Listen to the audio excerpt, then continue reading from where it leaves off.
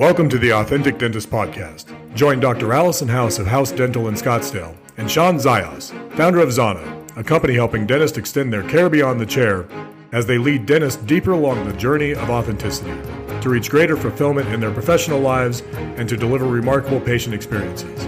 At the core of the Authentic Dentist is a belief that the answer to the current challenges in dentistry is dentists discovering that their greatest asset and point of differentiation is their personal brand, and that forming that brand out of their authentic selves is the best strategy for success in dentistry today.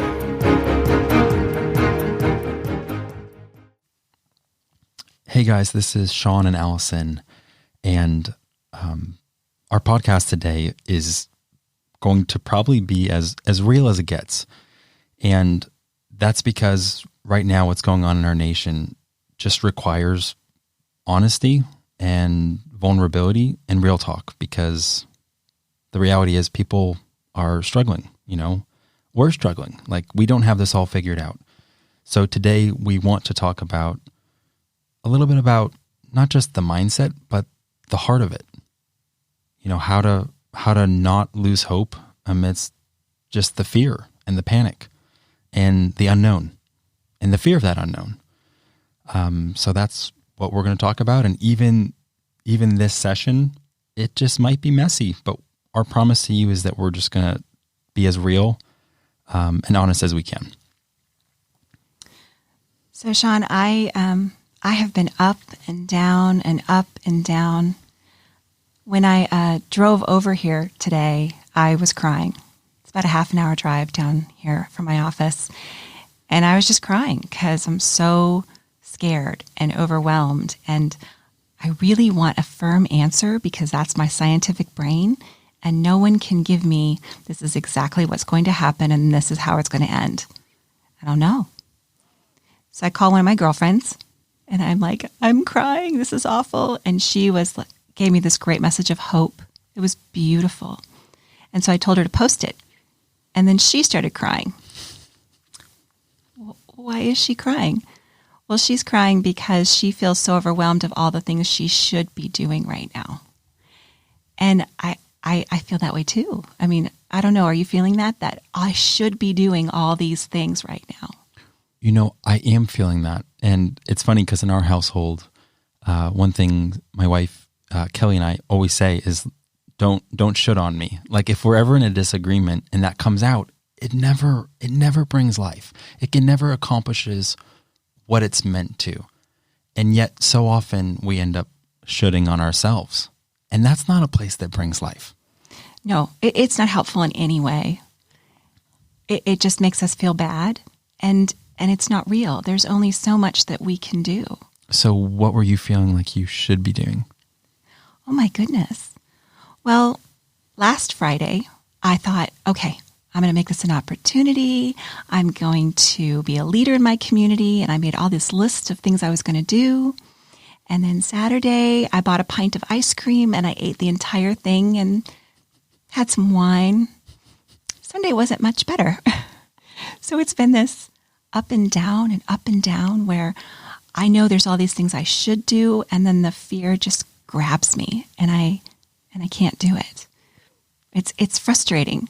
Well, and for me, it's similar in the sense that I'm always aware that maybe when things get challenging or when strength is needed, something about the way I operate is I want to help when I'm needed. I don't always want to assert my strength all the time because I don't mind. I think it's because like my brother and sister were just strong in who they were, and I didn't mind them getting the spotlight. I was a really great like supporter and fan. But at times the way that I'm built is, again, like my strength only shows up when it's needed. So right now I feel like my strength is needed, and yet I look inside and I don't feel like I have much to give. Me too. And I feel like because I'm a business owner and because people know my name and I'm a mom, I'm supposed to have all the answers, and I'm supposed to be, I should be doing things. But I don't know exactly what I'm supposed to be doing right now. And so it's overwhelming for me. I also feel like the economy is tanking and I'm still supposed to pay all these people, pay my kids' rents. I mean, it's frightening. There's just a lot of responsibility on normal individuals But when you own your own practice, the responsibility, I think it's so funny because if you've heard any of our podcast episodes, so often we talk about this idea of stewarding hope. And it almost sounds like it's because we're talking about some pandemic like coronavirus, but we just talk that way about dentistry in general. Because dentistry is hard all by itself. Like, that's what we've been saying. Like, that's pretty much the theme of this podcast. If you haven't heard, it's like, we're just honest about the fact that dentistry today is incredibly difficult. And that was before COVID-19. That was before this disruption that's pretty much turned everything down or turned everything upside down. And now it's like this moment in our nation's history that seems pretty unprecedented. And not everyone, like, there's no simple answer out there. There isn't a simple answer. So on Friday, I really felt like there was an opportunity to lead. And so I do want to share some of that we as dentists know a lot about infectious disease, and sometimes we forget that. You know, you get panicked and you're frightened and you forget that you have all this knowledge and it's not going anywhere. Nobody can take it away from me. They can take my practice and they can take my money, but they can never take my knowledge. That's mine. So we have to remember that we have all that knowledge and that other people don't, and that we can share that. That doesn't mean that we have to. And if you're not ready to, don't. Oh my goodness, take care of yourself. That is the most important thing, you and your family right now. But if you can, then start looking. Okay, I know stuff, lots. Mm-hmm. And I think that's where we do have planned tomorrow to record an episode that's all about some real practical things you can do. If that's what you're interested in, like, check out that episode. It's going to have some strategy and some tactics.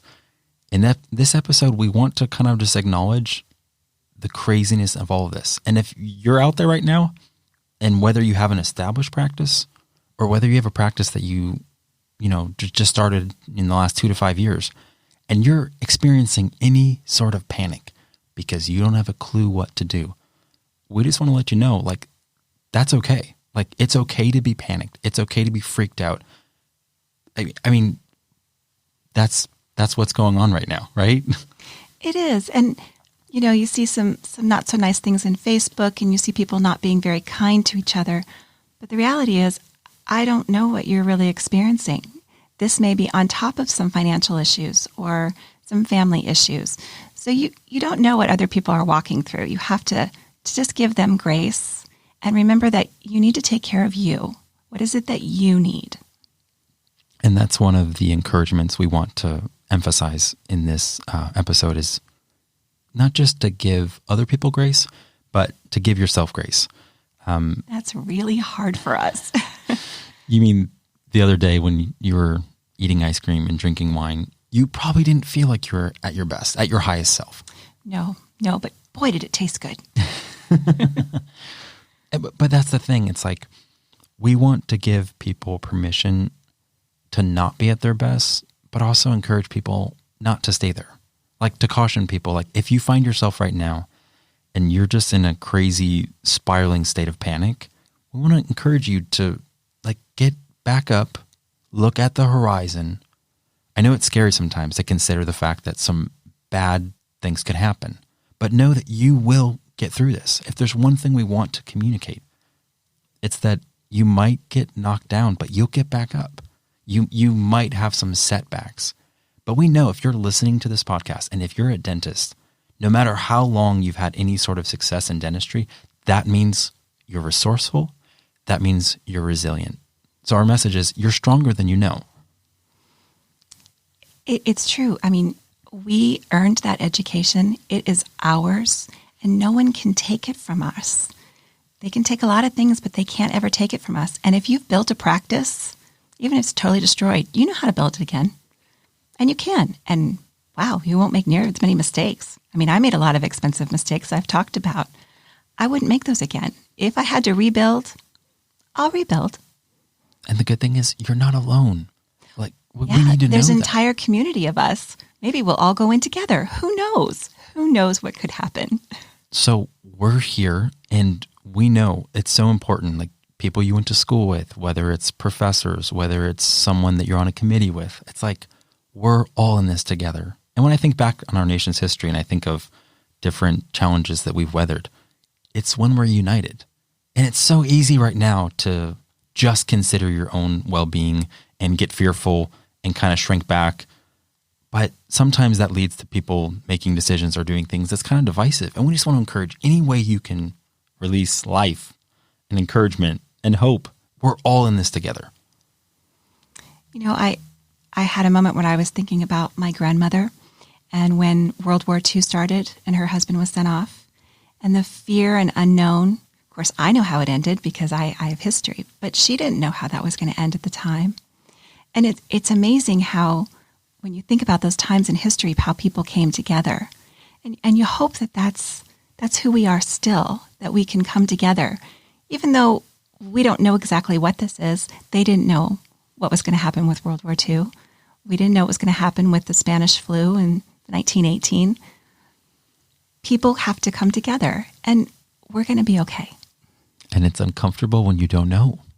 I mean, it's uncomfortable when you look down the road at just the unknown in your practice, the unknown in your personal life with friends and family, just the unknown. How long is this going to keep going? How long am I going to have to pass on expensive cases because it's elective? So elective is such a strange word. The ADA has said that no elective surgeries. Well, in dentistry, what we do is elective unless you're in pain. But the issue is that once something starts, it's not going to go away. So if you have a small cavity, you are still going to have to fill that cavity, whether it's today or where it's 3 weeks from now. It's not going away. So you have to remember that. Whereas like the airlines, people may not travel. It's possible. But people have to have the procedures that we offer because it's their health.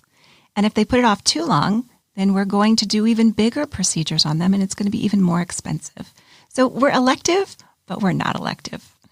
Well, so it sounds like the encouragement there is that what could be elective today is not elective tomorrow.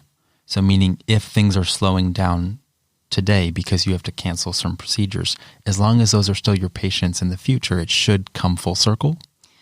That's what I found during the recession. There was about 6 months period where my office was really dead. It was very quiet and it was very scary. But dentistry isn't something that you can just ignore. So all those patients that didn't come in and get their teeth cleaned for 6 months, well, they came in and a lot of them needed scaling and root planing. A lot of them needed bigger procedures. The fillings that I didn't do all of a sudden became root canals. So at the end of that year, I actually had made the same amount. Not in the same way. Mm-hmm. It was really stinky to have 6 months where I did nothing. But it ended up being the same because the procedures were simply bigger. And they all still had to be done. So if we can encourage people, I don't want to say it's prioritization, but similar to what you hear when you're on an airplane. And it's like to a parent that's next to a child, in the event of turbulence or some, I don't know, emergency, put on your mask first. In that similar way, we're wanting to make sure if you're getting, I don't want to say distracted, but just overwhelmed by all the things that you could do, need to do, should be doing, whatever it is, make sure you're still tending to your heart, your emotional health, because you just, you need to stay strong, as much as you can. So that was my realization with the ice cream and wine. That it wasn't making me feel better. It was making me feel better in the moment, but it wasn't making me feel better. So the reality is that I need to take care of myself because that's if I fall apart, everything around me will fall apart. So the next day I ate some vegetables. There were a lot of vegetables left in the grocery stores. No canned foods, but lots of vegetables. So I was able to eat some vegetables. But not frozen vegetables. No. But fresh vegetables. Okay. And it was a beautiful day here in Arizona, so I went for a walk, and that helped clear my head a little bit. So I know that when I sleep and I eat and I exercise and I just put a little bit of care back into myself, I can breathe again. And so that's where I started. Today, I don't know. I'm still trying to take care of my family because that's the second thing that's most important to me. And it has to be me first, even though that's hard to say. Yeah. It has to be me first. And then it's my family. And then it's my team and my practice. And then it's my patients. And it has to be in that way in order for me to function and to be life-giving.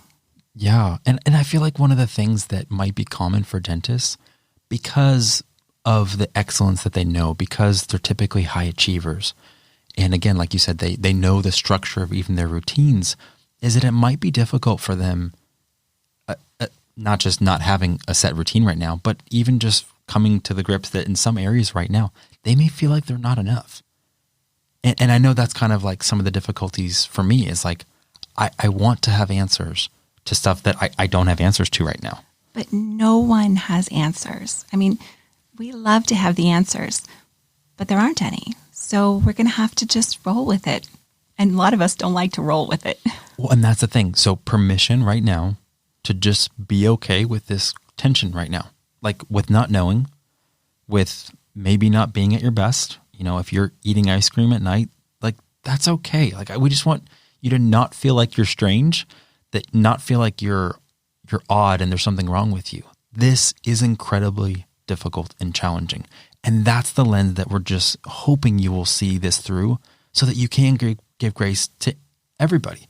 I don't know if I've shared this yet, but like, I feel like there are two extremes. And one of the extremes for those that are more prone to worrying is, again, full-blown panic. But some people are just prone to optimism. And sometimes the way that comes across in an extreme way is they kind of just mock any kind of cautions. Oh, it's not going to happen to me. I'm fine. Like, I'm doing great. And both of those extremes aren't super helpful. But if people are in those extremes, just even giving them grace, because that is going to, I don't know, it's just this culture to try to give grace so that there's life for all of us to just get through this together, even if it's messy. And it is messy. It is messy. So I like what you were saying, Allison, about first and foremost, tending to that kind of inner circle, like you, how are you doing, making sure you're okay. And then after that, family. And in my case, yeah, it's my family, my kids and my husband, and making sure that we're still a family unit. We're looking out after each other. My kids aren't really concerned because they're young and they don't really understand this is unprecedented. But I still need to be there for them, which means I have to take care of myself first. If you're spinning, though, I think one of the biggest things you can do is try and find a routine. You know, our routines have been totally disrupted. I'm used to going to work at a certain time. I come home at a certain time. I work out. We have dinner. And now, well, my two kids are home from school, and they're both adults. So it's from college. It's a lot of people in my house, a lot of chaos in my house that I'm not used to. And trying to find, okay, so what is going to be my routine? And I think probably a lot of families are like that right now. Their kids are home. Oh my gosh, if you're a young parent and like daycare was your kids being at school, and now they're not. Who's taking care of them? What does your house look like when you get home? I mean, the chaos it can be overwhelming. And that's what is real, is like things have changed and they continue to change. So it's just like, it just feels very unstable. You know, you're not used to going to Costco and having to wait in line to get in. You heard about that? I did hear about that. Only letting 50 at a time or whatever. I don't know the exact amount, but like, I'm just saying, if you're waiting in line to have access to food, subconsciously that makes you start wondering. I think that does make you panic. Is there enough for me? So then when you get in, you're like, man, I got to make sure I get I'm just saying, like, every aspect of the way that we live day to day isn't normal anymore. You know, my coworker went to Starbucks today because supposedly they're open for the drive-through and it was just closed, flat out closed. Starbucks can't be closed? I didn't know they could do that. I didn't either. And she didn't either. Yeah, I get it. You know, I don't know how many emails people have gotten from CEOs or founders saying we're trying to help. And I'm not mocking that. Like, I think every person in a position of leadership is doing their best. But I have to say that the information overload is not helping me right now. Okay. It's frightening me. Okay. So I have to just be careful. I don't open all of them. I'm opening them from the ADA because I think I need to, and the CDC. But the ones from Starbucks and Cycle Bar, yeah, I'm not opening those because I can't process that much information. I think that's good. You have to close certain doors and try to tame the craziness. It really is like, and I think they're doing their best to try to say, hey, this is what you can expect if you're a customer of ours, and just know we're trying. And it's like, I think that's the main thing. Everyone's trying. But I think we all have different personalities. And some people love information. They just want it all. Yeah. And some people are like, I'm sticking my head in the sand, just leave me alone. And at this moment in time, I think our personalities are probably all magnified because we're in the middle of a crisis. Yeah. And chances are, if you're seeing someone's posts on Facebook, and if it might not be recognizable to the way they normally post, chances are they're going through something that is under the surface that we don't know about, And that's just where we're trying to remind people of the humanity of everybody. And I feel like most things are permissible as long as it doesn't transgress the dignity of somebody else. So whatever you're going through under the sun, emotionally, you can have your own crazy freakouts at home. It's okay to go through it. Sometimes you need to go through it. You can't go around it. Sometimes you need to eat that ice cream. And we're not saying that's wrong.